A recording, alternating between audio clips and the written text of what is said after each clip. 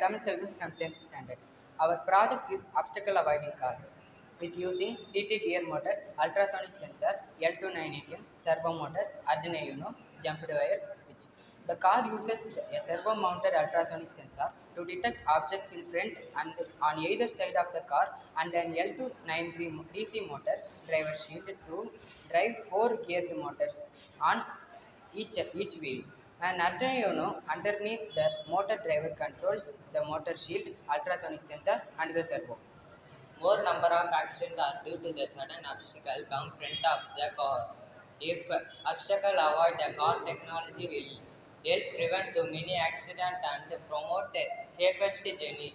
First thing you do, check your wheel protection direction will first run the coding. All of these wheels should be turned in the forward direction when the car first start moving. If any turn in the wrong direction, swap the motor lead around in a terminal to change the car motor direction. When an object is detected in front of the car, the servo moves left first and then right on same servos.